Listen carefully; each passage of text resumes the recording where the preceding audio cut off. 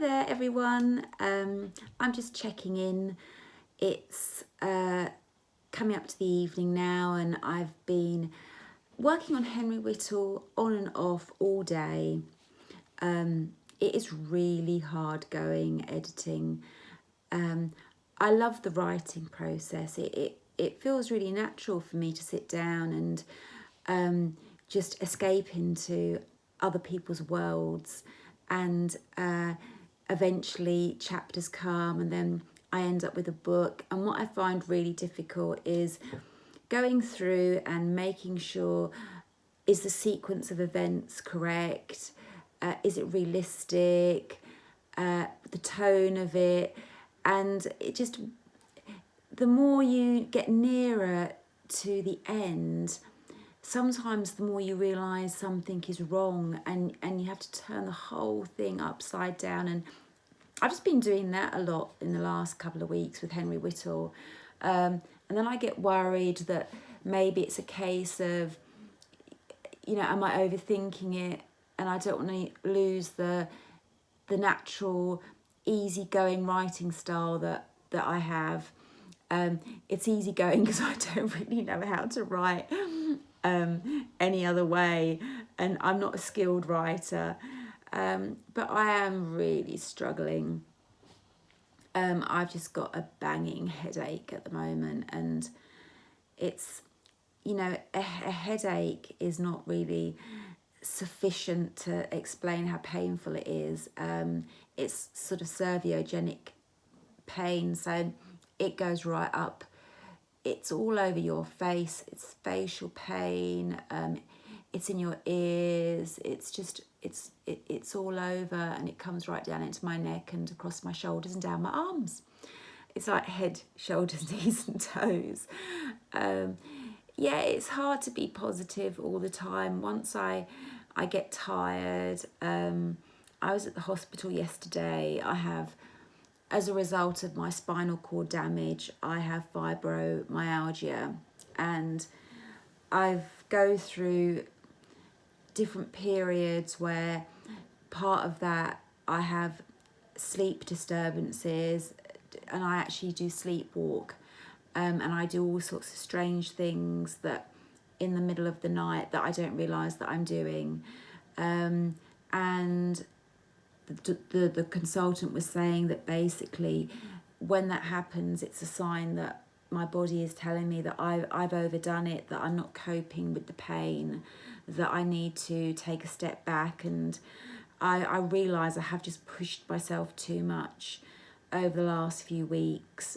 My daughters will be very cross if they see this, because they're always saying to me, Mum, the minute you're not enjoying it, you need to stop. The minute you start feeling just the signs of, your fibromyalgia coming on, you need to stop. And, I could, because I've got so many nice books to read, I've got loads of stuff to watch on Netflix, but I've just worked so hard on Henry Whittle, and it's been going on for quite a long time, because it was the first book that I wrote, and I just feel that I really need to get that out. I don't think I can rest until that's on the Amazon bookshelf.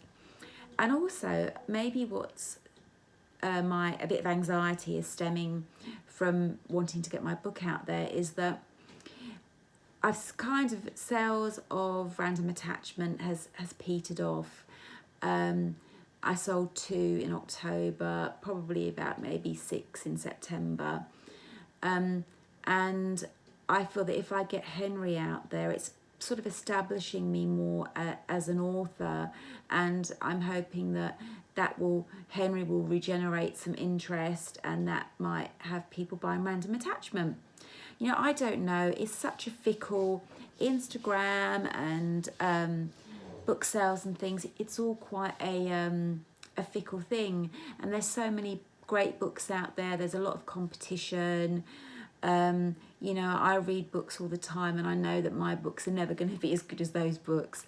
But then I read a lot of very average books, and I think to myself, I do think my book can compete with those books, and people don't always want to have a highbrow, in-depth read, or, it is great. You know, there's some fantastic books that challenge, you know, sexuality and racism and equality, and those books are absolutely, you know, brilliant. And my book is just, I like to think of it as like the YA version of Nora Roberts, where there's a bit of mystery, there's a bit of romance, but it's for kind of YA, but also adults that love reading YA. And that's it really. I'm gonna pack up now. I'm gonna watch Strictly Come Dancing, and I'm going to take it really easy tonight. And I hope that my pain starts to. I've taken, you know, I'm on quite heavy pain relief, and so when I get into a lot of pain, I can't, I'm left with nothing else to take. I mean, if it gets really bad, I can go to the hospital and they'll put me on a morphine drip, or they'll give me one of those kind of nice high-powered morphine shots, and sometimes they keep me in for a day and you know, monitor me, especially if my walking, if there's been a change, like, you know, my walking is very bad, or my limbs aren't moving properly, and then they might have to MRI me. But hopefully it's just my fibromyalgia, and, you know, I'll get through it, as I have many other times. But I want to say such a big thank you to some of the lovely people on Instagram. You know, My Bookworm Life, Infinitely Odd Socks, Purple Plats, A Little Bright Corner. You know, I don't even have to look at your names, because I see them so much in my stream, because you're always commenting on my posts, you're always sharing, you know, you're like my little Power Rangers. And to be honest, I don't really know what I'd kind of do without you now. So, you know, you're stuck with me, and if ever I become really rich and famous, then you know, I'm what goes around comes around. I'll be knocking on your door and saying, come on girls, let's go to a nice spa for the weekend. But I hope that would be really cool if that happens. But anyhow, I'm gonna go now, because I feel really rough.